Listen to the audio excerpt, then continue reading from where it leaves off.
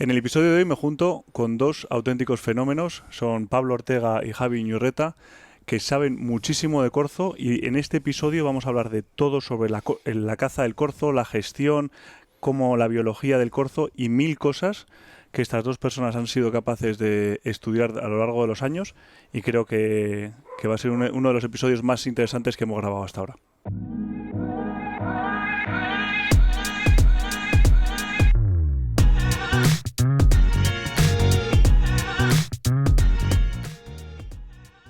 Bueno, pues bienvenidos a otro episodio del podcast. Estamos hoy aquí en Madrid con Pablo Ortega y Javi Iñurrieta.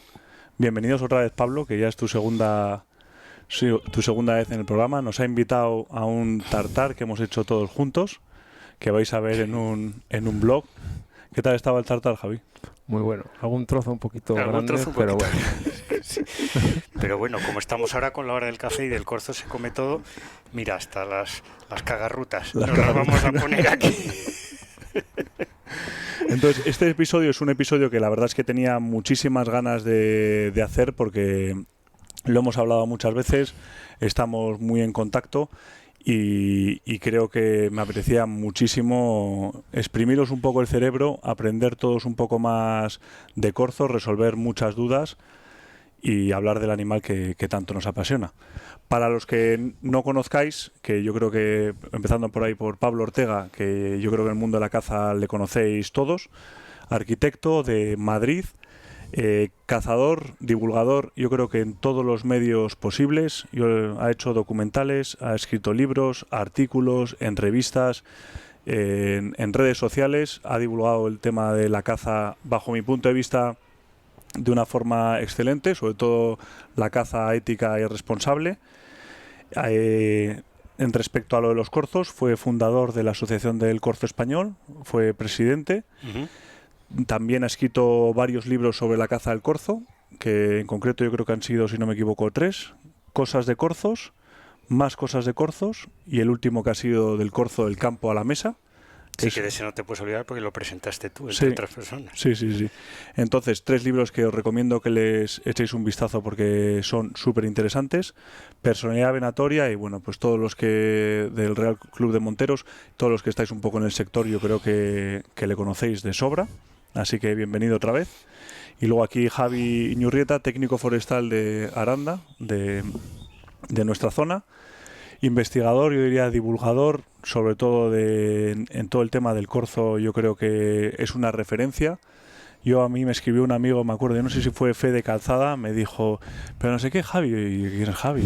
¿Cómo que no le sigues a Javi Iñurrieta sobre el corzo? Y yo, pues no, a ver, mándame en el Instagram. Y me quedé toda esa tarde abobado. Y digo, ¿yo cómo me he perdido a este personaje? Pues la verdad que las redes sociales han sido una suerte para mí, bueno, pues incluso para esto, para tener este pequeño reconocimiento y esta cosa.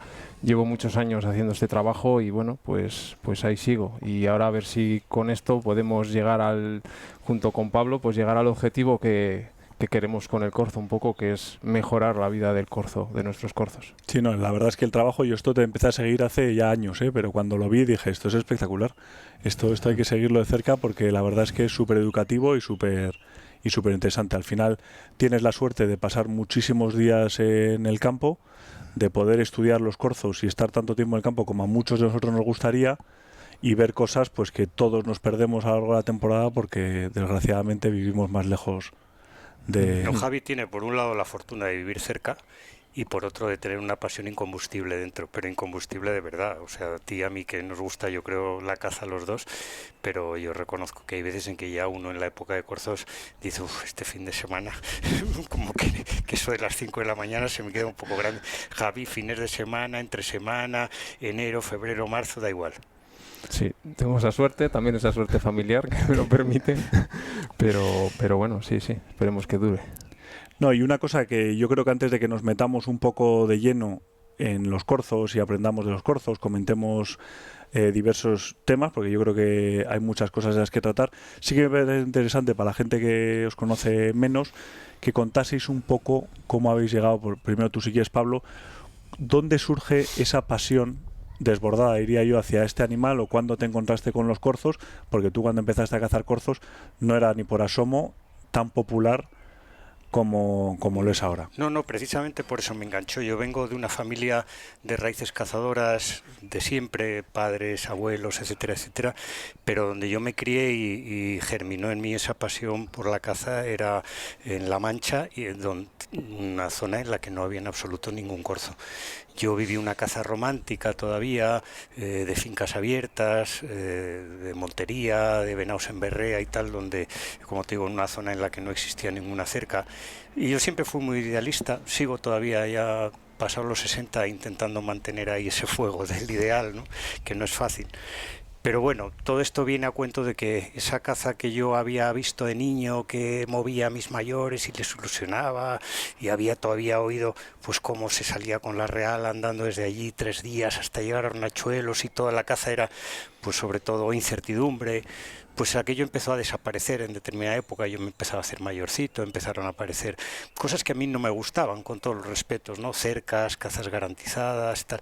Y justo pues casualmente en esas fechas pues caí por Soria y de repente descubrí un animal incógnito, libre, que nadie conocía, que la gente de los pueblos llamaba la cabra, y que nos volvía locos a 4. Y a mí me enganchó y sigo aquí enganchado pues casi más de 40 años después. ¿Y cuándo montasteis lo de la Asociación del Corzo? Pues hemos cumplido 20 años el año pasado, va a ser ya 21.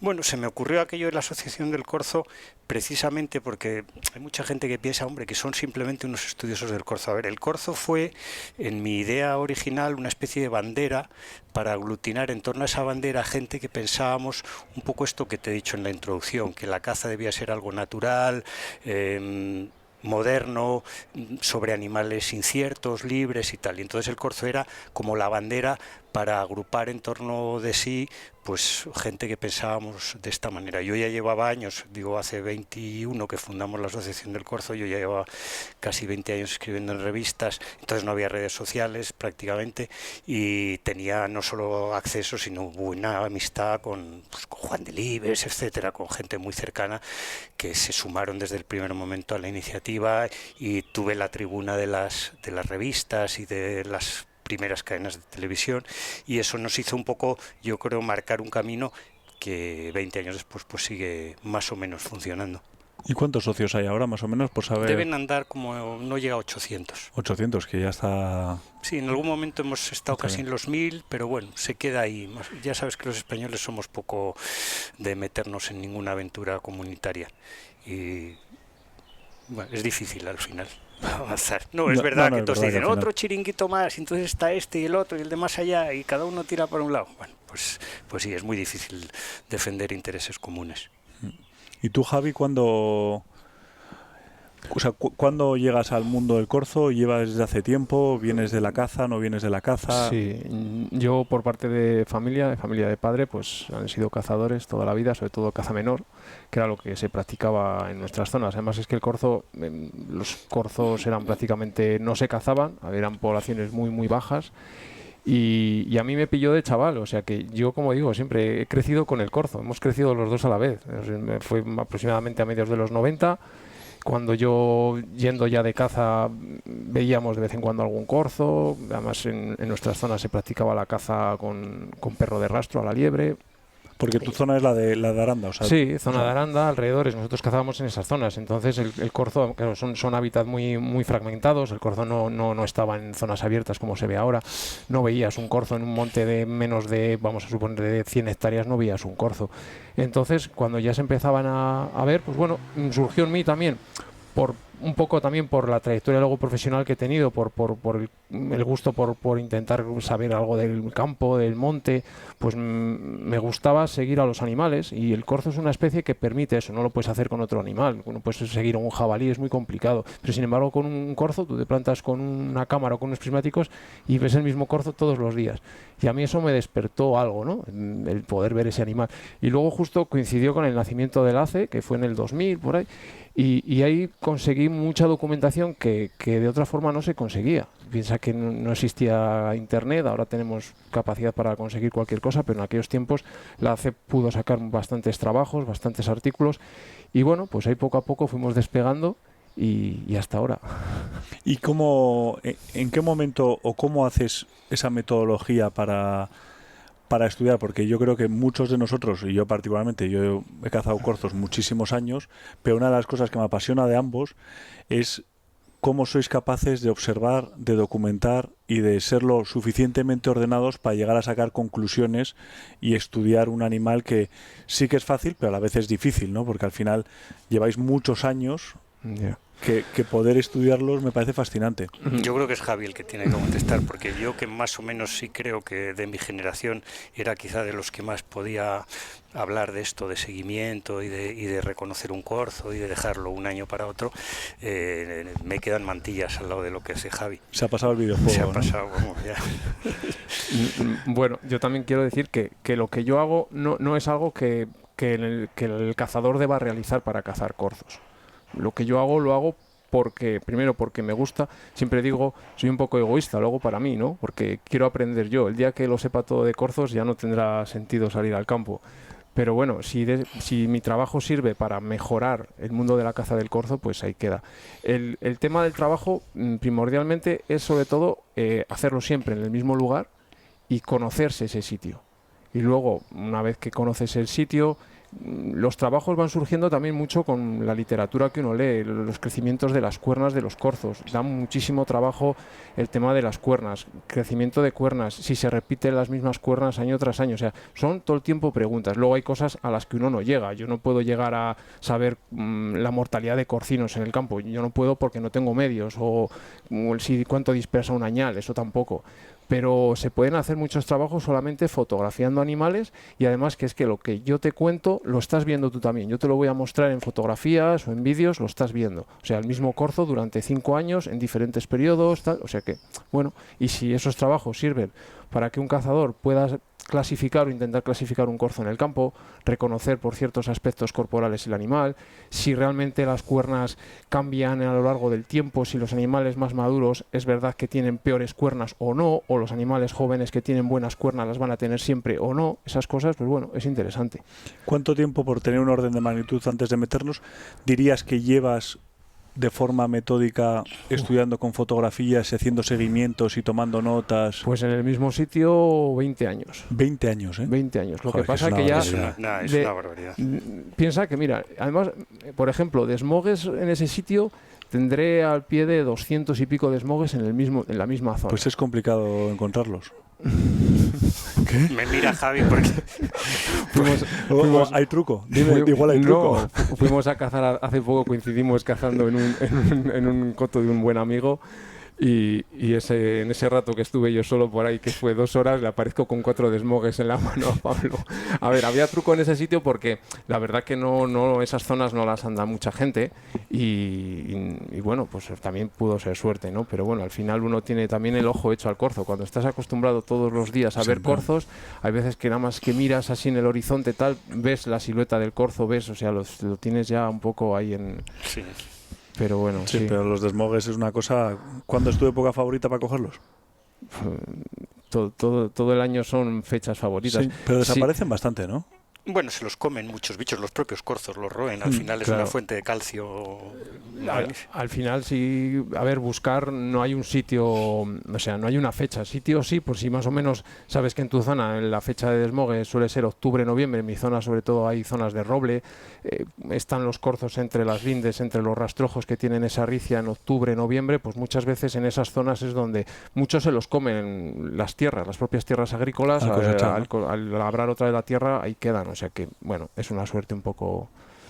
Y yo creo que por arrancar, hablando ya de corzos, después de esos 20 años que has estado observando tú particularmente, y tú después de 40 años observándolos, creo que es interesante, a mí personalmente, aparte de todo el tema de la gestión, entender un poco cómo es la vida de un corzo, porque yo creo que hay muchas confusiones con la primera cabeza de un corzo, la segunda, cuándo descorrean, si el macho, el territorio, cómo evoluciona. Entonces me gustaría que entre todos un poco veamos cómo es la vida de un macho, ¿no? O sea, ahora estamos en finales de... Bueno, no estamos en junio. En junio, primeros de junio. Ahora han nacido los corcinos, que suelen nacer más o menos todos en mayo, ¿no? Bueno, habrá todavía algunas que hasta mediados de este mes, todavía las últimas nacerán probablemente. O sea, los corcinos, ya aprovechando para hablar de cosas, la estrategia de la especie es un poco como la de las sardinas ante el atún, ¿no? Que al ser muchas viene el atún y se come del banco unas cuantas, pero es el número el que defiende a la especie, ¿no?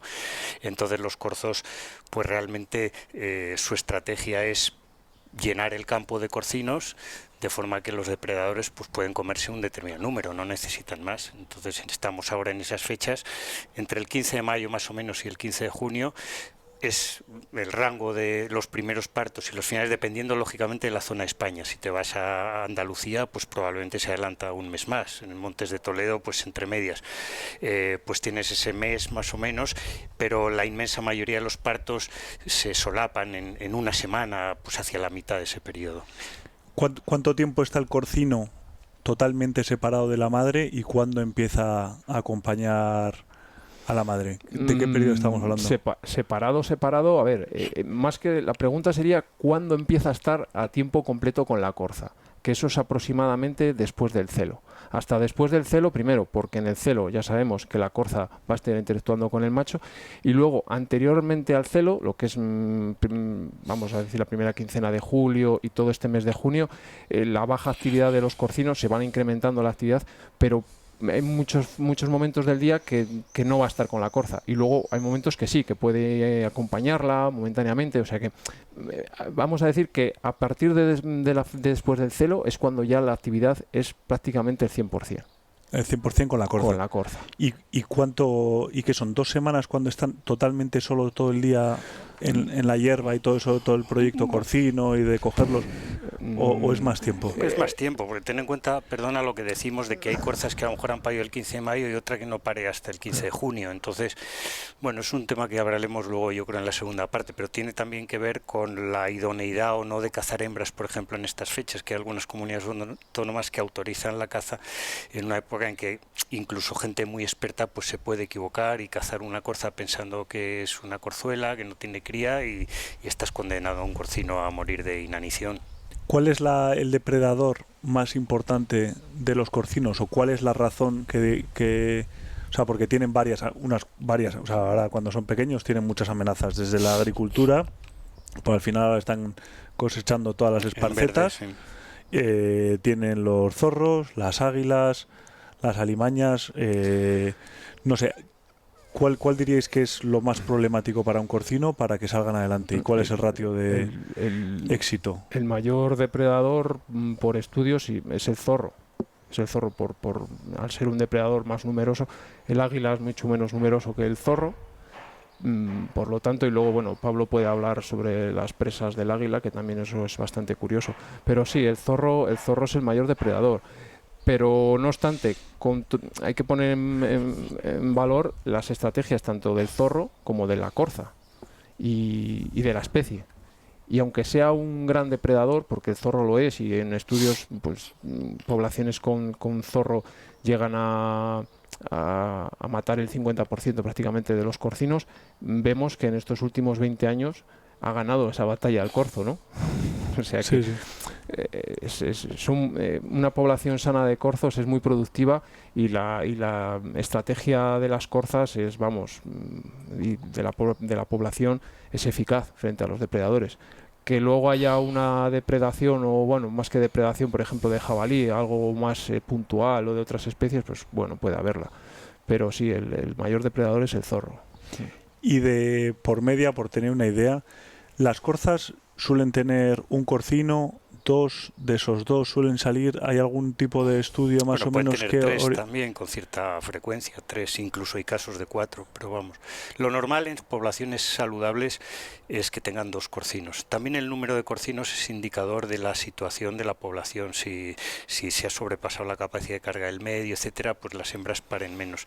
Lo normal en situaciones bueno, pues en que la naturaleza no está afectada por la población de corzos, o sea que paren dos y bueno, salen adelante en un porcentaje muy alto, es decir, está demostrado, yo en más cosas de corzos doy cifras, cada 4 años aproximadamente se duplica la población de corzos. Cada 4. Si haces tú, que eres ingeniero, haces la progresión geométrica cada 4 años de elevar al cuadrado, te das cuenta de que es que 20 y tantos corzos, tengo por ahí yo el gráfico, iniciales, machos, una población de 20 y tantos animales, machos, hembras, crías y tal, equilibrada, pues en 10 años se convierte en 500 y pico animales. Prueba el éxito de expansión del corzo, claro, en el territorio. El éxito, y que hablaremos luego también, las consecuencias negativas que tiene siempre los excesos de densidad. Y si me dejáis añadir también, esto por ejemplo en la temporada de caza de corzas se ve muy bien el número de hembras gestantes. Es un valor muy bueno para saber cuántas hembras, si quieres luego podemos hablar un poco sobre el tema de cómo, o sea, qué tiempo están las hembras gestantes, porque pasa que en la temporada de caza de corzas, en la época invernal, mucha gente viscera un animal y dice, pues sí, es que estaba preñada. Están preñadas siempre, ¿no? O sea, o están preñadas o tienen la cría, ¿no? Claro, o sea, realmente, salvo las corzuelas, con alguna excepción que si quieres comenta, pero vamos a ver, las corzuelas siempre están en alguna fase de crianza. O sea, es cuestión de cazarlas en el momento más adecuado para que la cría que está viva o lo que sea... Más adecuada por una razón de humanidad. Sí. Que en la naturaleza no existe la humanidad, pero vamos, de lo que hoy se llama bienestar animal, que todos asumimos, hay que buscar ese momento. Entonces se ven el número de hembras gestantes y también vemos la propia especie, lo eficaz que es su estrategia para que las hembras lleguen a quedarse gestadas. Eso es muy importante, sobre todo en el ser ratio, en el 1:1 que tanto se dice en el corzo. Podemos explicar por qué. Si una población está muy desequilibrada a favor de las hembras, seguramente que muchas hembras, pese a intentarlo, que ya contaremos cómo lo intentan, no se lleguen a quedarse gestadas. Vale, y tú lo que dices es que en esa época de diciembre, analizar cuántas hembras ves, cuántas hembras parece que están... Con las hembras cazadas. Lo tienes que ver con las hembras cazadas. Si no, una hembra tú en invierno no puedes saber si está preñada o no. Pero una vez que cazas una hembra, nada más que la visceras, vas a saber si está gestada. Los embriones que tiene. Y vemos que en la caza, por ejemplo, en las jornadas de caza de corzas, que se llevan un número elevado de animales, pues prácticamente el 80% de los animales están preñadas. Es rarísimo encontrar una corza que no esté preñada, incluyendo animales de elevadas edades. Es algo importante que no sé si quieres dejar para la segunda parte. No, yo creo que todo lo que vaya saliendo que esto, mejor comentarlo ahora, porque si no luego se nos va a olvidar. Claro. Porque al final sí que siguen siendo fértiles hasta que se mueren. Hasta siempre, ¿no? O sea, hay alguna que no, pero vamos, ese concepto de la machorra que viene heredado un poco de otras épocas y quizá del ciervo y tal, la hembra vieja ya estéril que ya no pare y que es la que hay que cazar y tal, en los corzos está demostrado científicamente que no existe, que corzas, no solo está en las publicaciones científicas, nosotros lo hemos visto de primera mano en bastantes años de jornadas de corzas que tienen las dentaduras ya prácticamente a ras de la encía, corzas que pueden tener a lo mejor 14, 16 años incluso y están preñadas. Yeah. Y entonces ese corcino, ¿no?, que estábamos hablando, que ha nacido en abril, sigue después el celo, ya empieza a ir todo el rato acompañado con la madre. ¿Cuándo ese corcino saca su primera cuerna, ¿no? Porque yo creo que es una de las cosas... Tenemos el corcino aquí, ahí tenemos el cráneo ese aproximadamente es de un mes ese cráneo. Yo quería hacer una puntualización, porque creo que es interesante y además tiene su cierta gracia, que es cuando has dicho que el corcino va con la corza, pasa el celo y tal. A ver, los alemanes dicen, y en la literatura, y yo la verdad es que lo he comprobado, distinguen muy bien las corzas adultas, que por tanto tienen un corcino cuando llega el celo de las corzuelas, que son esas jóvenes un poco adolescentes y tal, casquivanas y cabezalocas, que no tienen cuando llega su primer celo, como no las cubrieron en el celo anterior, no tienen nada mejor que pensar que en coquetear con el macho. Entonces, Corza un año. Corza de un año, de un poquito más de un año, porque nació en abril o mayo del año anterior y el celo le llega en julio o agosto. O sea, tiene a lo mejor 14 meses, 13, 14 meses. Esa corza no tiene ninguna obligación maternal y dicen los alemanes, esto es difícil de comprobar, ¿no? Pero dicen los alemanes que son con las que más pierden la cabeza los corzos, son con las que más se les ve haciendo los corros de bruja, carreras, no sé qué. La corza adulta, iba a hacer una comparación con los seres humanos en que la maternidad está por encima de cualquier otra cosa, ¿no? Pero es cierto, la corza adulta, para ella la crianza de su corcino es mucho más importante casi que el celo, con lo cual pues digamos que va a echar, con perdón, un casquete matrimonial rápido y vuelve a su, ¿sabes? O sea, de devaneos pocos. Y yo creo que es verdad, es un tema un poco a confirmar, pero que tiene su interés. Es decir, ¿qué es lo primero, el sexo o tu hijo? Sí, Bueno, incluso se ve ahora en estas fechas que están los corcinos, tienen muy poca movilidad. Yo lo he grabado recientemente. Las corzas tienen un espacio materno muy pequeñito, tampoco, y cuando llega otra corza no les gusta, pero por ejemplo no pueden hacerlo con el macho.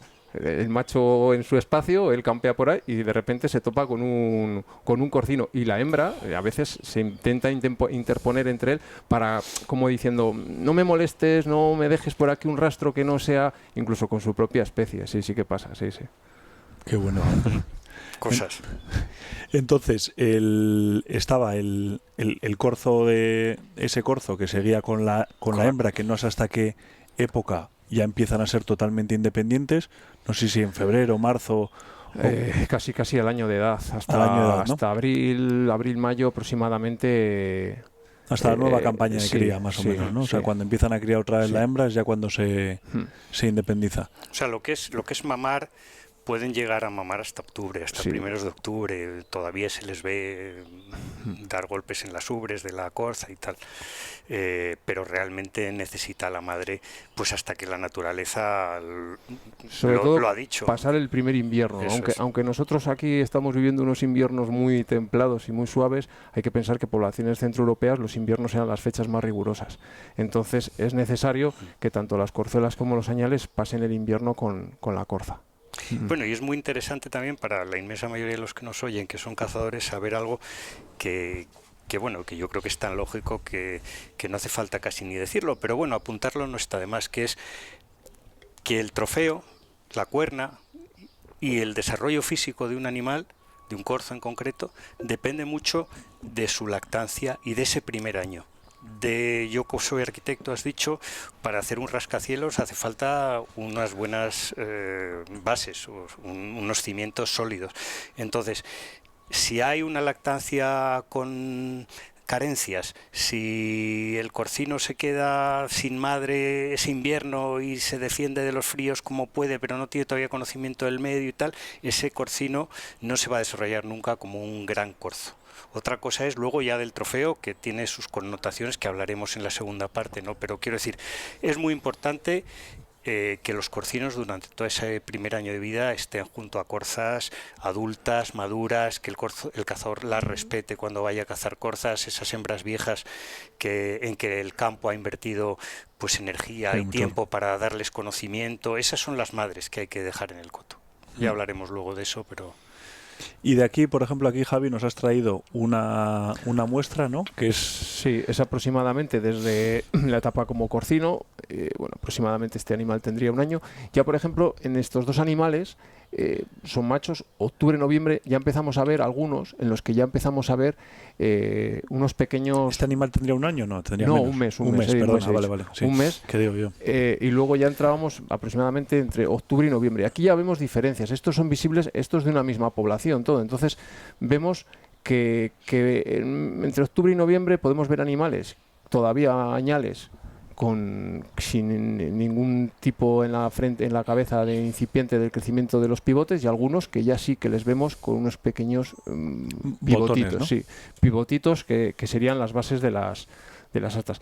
Luego aquí entraríamos en los meses invernales, aproximadamente desde diciembre hasta enero, con las diferentes, vamos a decir, precuernas que tiene el corzo. Algunos la tienen, otros no las tienen. Por ejemplo, aquí estos son precuernas, mogotes o botones.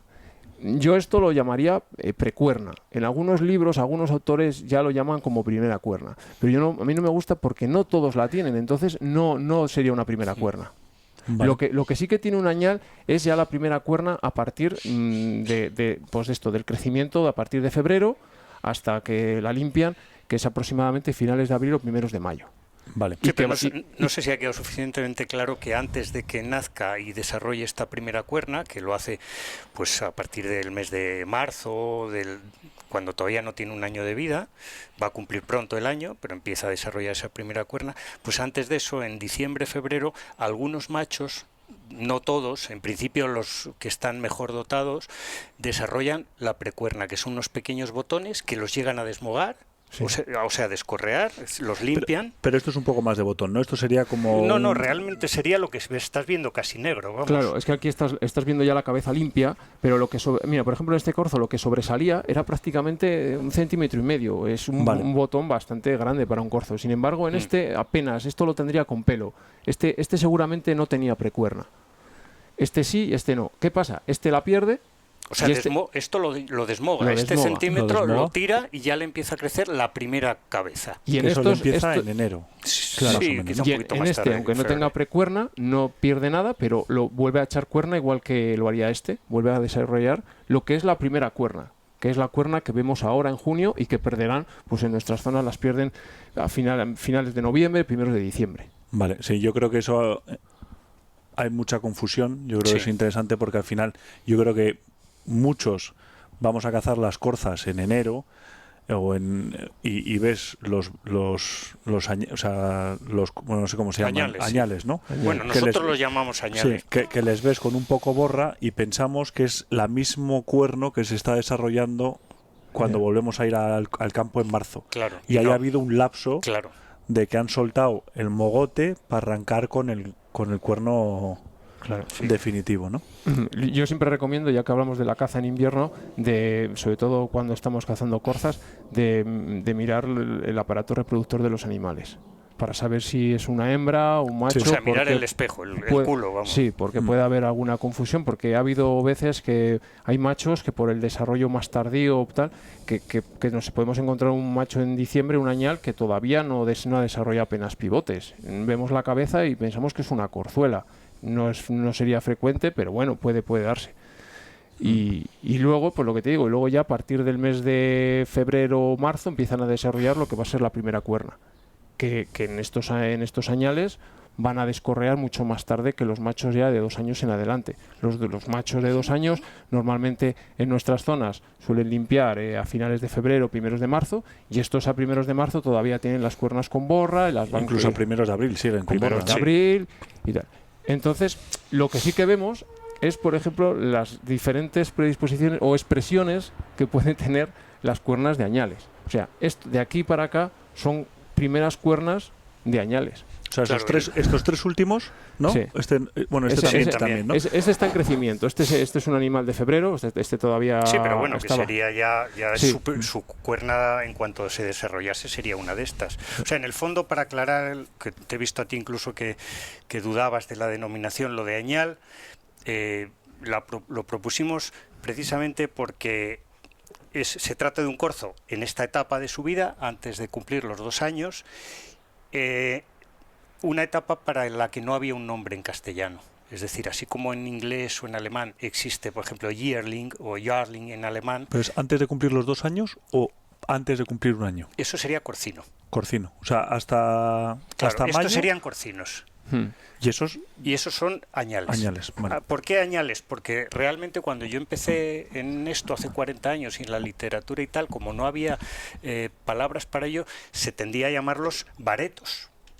Y no tienen por qué ser baretos. Y en algunos casos son baretos, pero es importante que la gente sepa que hay añales que pueden tener perfectamente 6 puntas. Pueden llegar incluso a ser medalla.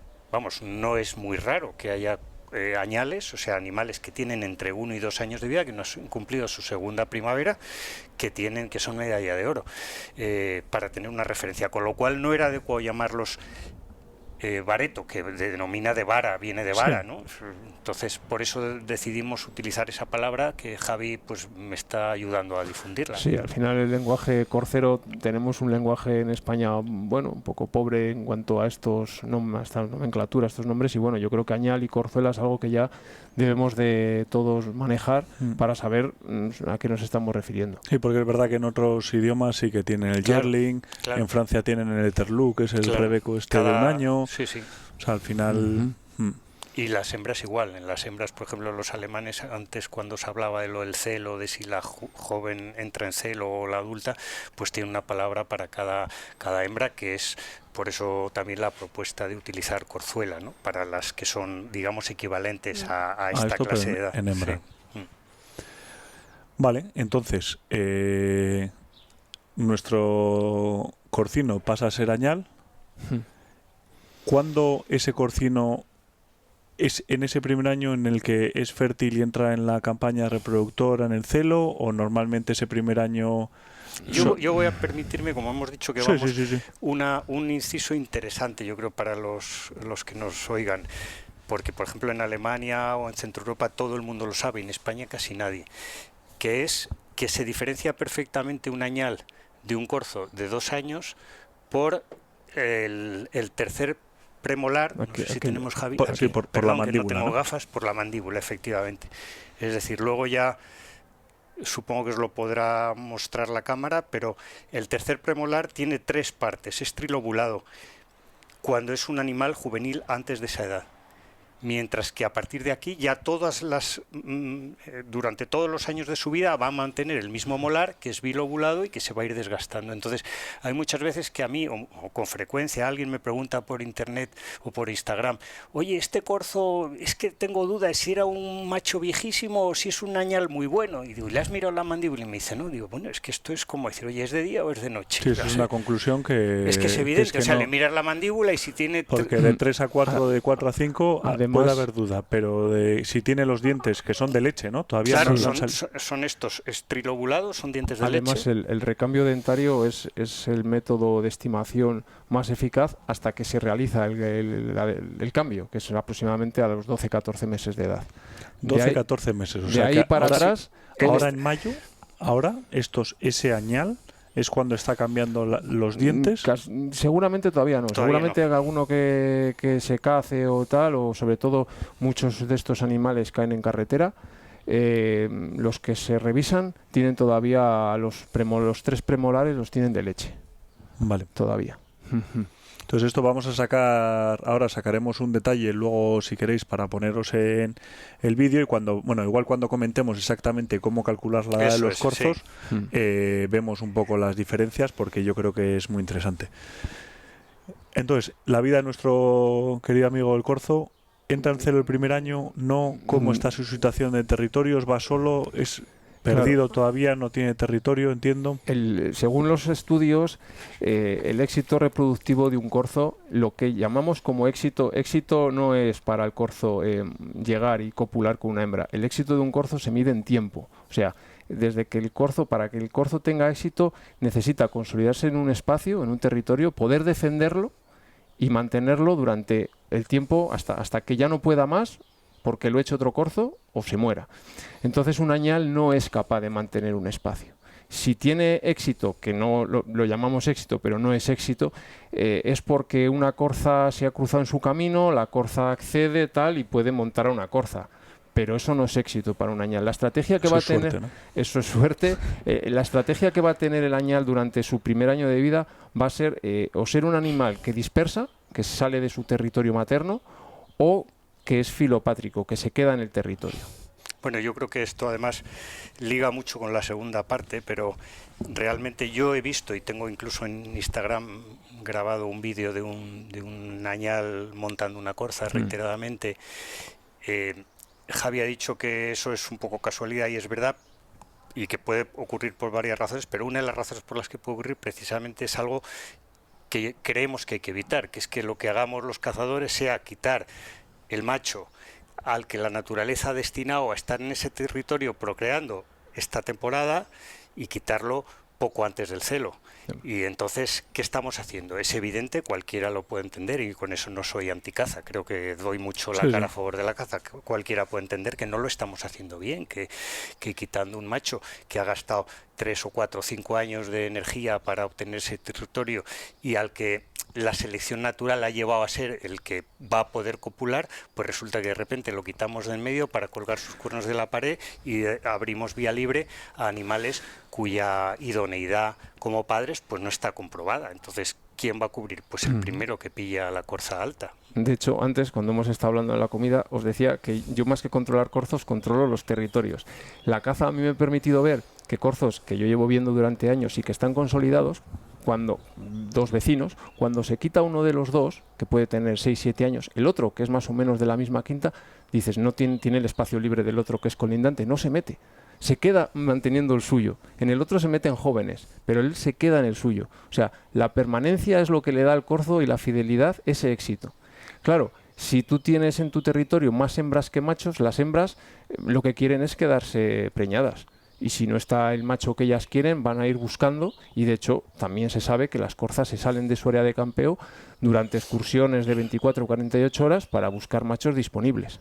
No, eso que has dicho es muy interesante, porque al final, claro, si muchas veces pensamos, no vamos a matar ese corzo y va a venir otro viejo, pero no, el viejo ya se ha establecido en su territorio.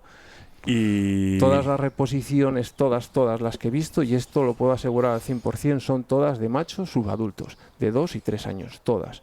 Un macho consolidado, yo he visto perder territorios o bien por enfermedad, por falta de condición corporal. Un animal puede pasar en un animal de 4 años. Si tú disparas un corzo, le fallas y le dejas cojo, a lo mejor ese corzo al año siguiente ha perdido el territorio porque no puede defender. No es un corzo pleno. Un corzo que no hace cosas de corzos, al final en el campo sobra. Y también hay corzos maduros que son capaces de mantener el territorio hasta la muerte. O sea sí, al final el mantenimiento del territorio es el filtro que la selección natural ha establecido para que la especie prospere y mejore y se mantenga con buen estatus genético. Entonces, si tú ese filtro lo que haces es hacerle agujeros, pegando tiros, y lo digo como cazador, de verdad, pero creo que es un podcast para que nos no voy a decir flagelemos, pero critiquemos, veamos las cosas que hacemos mal. Y claro, cuando uno se fija, por ejemplo, que en algunos países como Suecia, pues los corzos, digamos, trofeo, solo se pueden cazar en septiembre, octubre, pues dice, oye, pues es que tiene su sentido. Es que lo que no tiene mucho sentido es quitar un corzo, a lo mejor, pues como un 15 de julio. Luego hay trabajos que ya hablan de la inversión reproductiva de animales jóvenes, que a lo mejor se carga mucho de responsabilidad de animales jóvenes porque se han cazado demasiados animales adultos o en épocas antes del celo. Pero bueno, ya son temas más... Y ahora que estamos hablando, aprovechando que estamos hablando un poco del celo, ¿cómo es un poco el celo, la parte que no vemos, ¿no? O sea, un macho tiene su territorio, ¿cuántas hembras están ahí? Como comentabas antes, hembras que tienen su territorio que no encuentran el macho, ¿quién busca a quién? ¿Cómo? ¿Cuándo? ¿Qué nos podríais contar de eso? Porque... Pues los tamaños de los territorios van a variar mucho, pues en cuanto a densidad de individuos, condición del corzo, tipo de hábitat. Puede haber corzos que tengan territorios de 5 hectáreas y corzos que tengan territorios de 30 o 40 hectáreas. Al final, un corzo, vamos a suponer que tiene un territorio de unas 20 hectáreas. Si lo comparamos al área de campeo de una corza, las corzas llegan a tener áreas de campeo de 70, 80 o 90 hectáreas. Ah, sí. Claro. Al final, el macho también tiene ese área de campeo, porque si vemos la vida del corzo desde que es añal, el corzo también se ha dispersado o ha explorado, conoce zonas. De hecho, un animal maduro que pierde su territorio se vuelve satélite, al final es expulsado de su espacio y va a campear por zonas que ya ha conocido años atrás y aparece en citas por ahí, y esos son zonas de campeo. Pero bueno, el macho es territorial, está en su espacio consolidado, un espacio de 20 hectáreas. Una hembra, si tiene un área de campeo de 70-80 hectáreas, imagínate la de espacios que puede controlar de diferentes machos. Entonces, ¿cuántas hembras hay en un espacio de un macho? pues va a depender mucho de la condición y sobre todo va a depender mucho del tamaño del territorio del macho. Y al final, en el corzo se acaba llegando a la conclusión, por muchas horas que le eches o años de vida, que no hay reglas fijas, que como acaba de decir Javi, pues todo depende del territorio, de las circunstancias de ese año, incluso algo que no solemos pensar, que es del propio carácter del animal. O sea, al final los corzos no son relojes. Los que tenemos como tú y yo, perros, sabemos que cada perro tiene su carácter desde pequeño y las personas igual. Entonces, en los corzos ocurre lo mismo. Yo me atrevo a decir que hay corzos solitarios y cascarrabias que los ves siempre solos y que llegado el celo, pues copularán con las hembras que se pongan a tiro, pero ellos tienen voluntad de ser viejos cascarrabias. Hay otros que son matrimonios estables y modélicos, siempre con su señora de paseo, y hay juveniles casquivanos, picaflor, que hacen, en fin, depende un poco de las circunstancias de cada corzo. De hecho hay trabajos que dicen que, por ejemplo, hay corzos muy agresivos y que ese linaje no se expande porque al ser tan agresivos y querer pelear tanto, al final mueren en peleas. ¿Me entiendes? Interesante, sí. Entonces, igual que cuando en la caza, si realmente la caza selecciona, y claro que selecciona, muchas veces se cazan individuos que tienen menos temor. Y al final los que quedan son los que genéticamente sí, los más cobardes, tienen, un poco más... o sea que, bueno, hay cosas ahí, pero bueno. Pero, por ejemplo, los machos suelen expandir ese territorio en busca de hembras, prefieren mantenerse en ese territorio y estar bien. Claro, tú piensas, tú eres... No se meten en el de... No, porque un venado en celo, el comportamiento es totalmente diferente. No es territorial y... Normalmente irá donde quiera. No, un corzo tiende a mantenerse en su territorio desde que a finales de marzo o mediados de marzo empieza a marcarlo y a defenderlo y gasta energía en ello y pelea y se juega incluso el tipo con peleas que a veces son cruentas.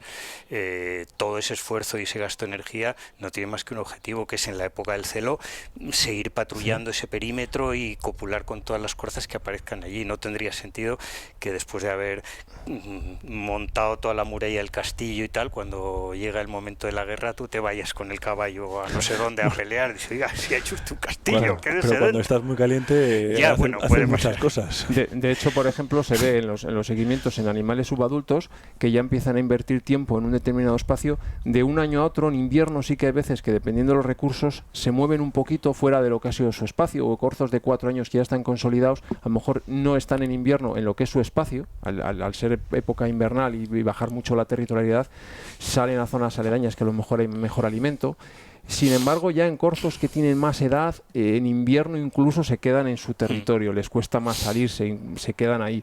Claro, no tendría sentido que en el celo, cuando más se reclama de un macho, no esté en el territorio. Por eso te digo, nosotros tenemos aquí en España la caza del corzo, se permite en julio, que muchas veces julio, los que estamos en el campo empezamos a ver carreras, pero no es una intensidad de celo alta. Si tú quitas un corzo territorial o consolidado a primeros de julio, dejas ese espacio ahí, ¡pum!, ¿sabes? Es un poco... A ver, que tampoco, para que la gente no empiece a apagar y irse del podcast y tal, no.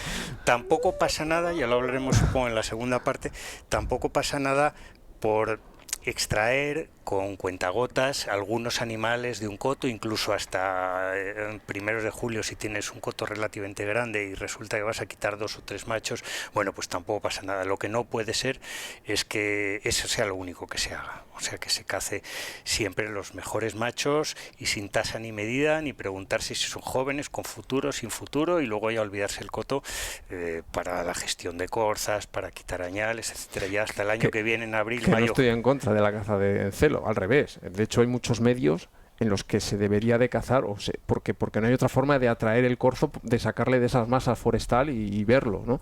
Pero muchas veces, a lo mejor sí que cambiando un poquito el periodo, adelantarlo o atrasarlo un poquito y tal, pues a lo mejor ganamos en cogerles en la segunda parte del celo, que ya el corzo haya cumplido algo más y ya... Sí, que igual tendría sentido, en vez de dejar cazar hasta finales de julio, empezar a cazar el 15 de agosto igual, ¿no? Más... Bueno, el propio compromiso, yo creo, del cazador con el entorno que gestiona, que al final pues puede ser que esos corzos tan seguidos, que es verdad que no todo el mundo tiene la posibilidad de seguirlos tan de cerca, pero cuando estamos hablando de corzos más o menos controlados, que los tienes de un año para otro, pues ese es un corzo que dices, oye, este año le toca cosecha, este corzo pues lo voy a cazar en septiembre o en octubre, que cubra este año.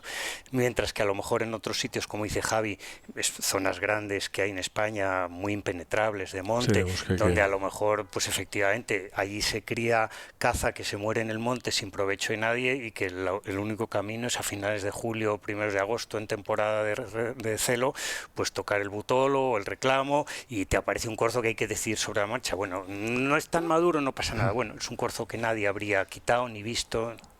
O sea, que yo creo que hay que ser capaz de filtrar las decisiones en función de qué y luego, si quieres, podemos hablar un poco de modalidades de caza o sea, y ver que sí se puede adaptar muchas modalidades de caza al corzo, que muchas veces son necesarias en según qué zonas.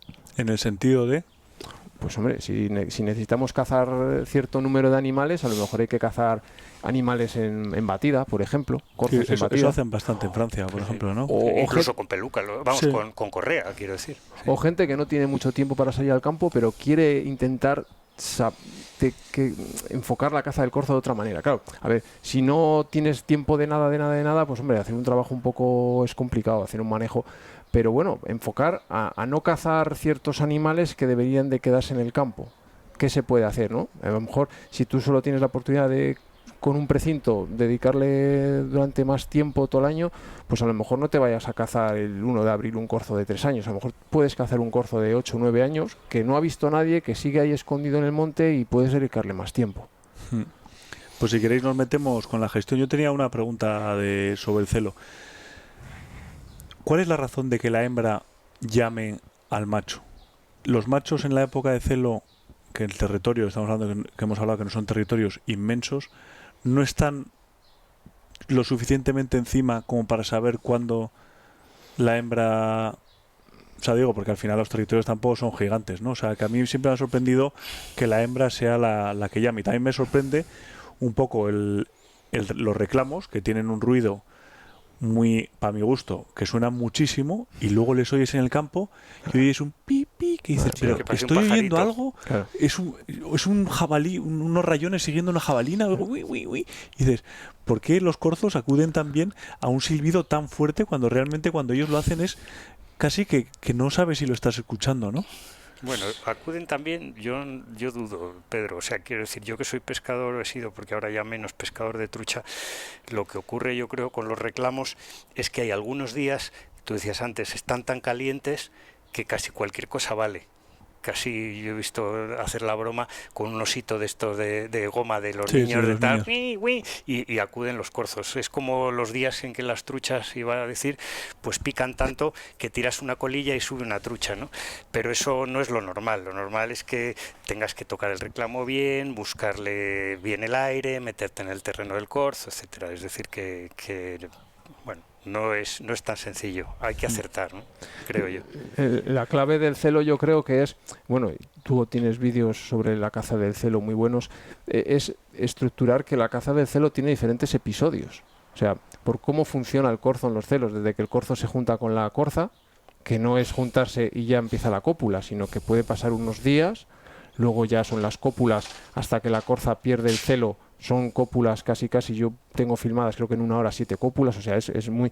Y luego, cómo los sonidos van cambiando, o sea, tú la llamada te puede funcionar al principio, pero luego si vas llamando al corzo más adelante, a lo mejor ya no te viene ninguno, porque están ocupados con las corzas y si quieres llamarle para que venga tienes que utilizar otro sonido, a lo mejor más de queja o de pánico. ¿Esas etapas más o menos cuáles son? Empieza a entrar la corza en celo, el macho se acopla...